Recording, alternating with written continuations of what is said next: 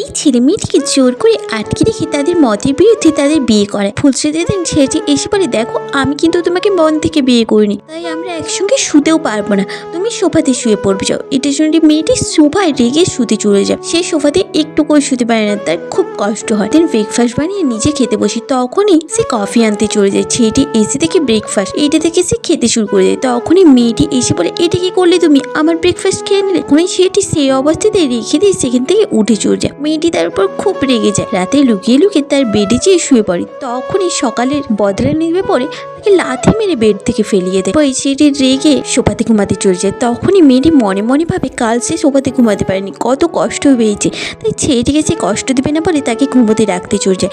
এরপরই তারা দুজনে একসঙ্গে ঘুমোতে থাকে। পর থেকেই তারা ছোট্ট ছোট্ট কাজের মাঝে দুজনে কাছাকাছি আসতে শুরু করে। তারা দুজনে একসঙ্গে বাইরে বেরোনো, মেয়েটির প্রতি ছেলেটির ভালোবাসা আস্তে আস্তে বেড়েছে, ছেলেটির প্রতি মেয়েটিরও ভালোবাসা আস্তে আস্তে বাড়তে থাকে। এরপরই তারা দুজনে নিজেদের স্ব ইচ্ছায় বিয়ে করে নেয়।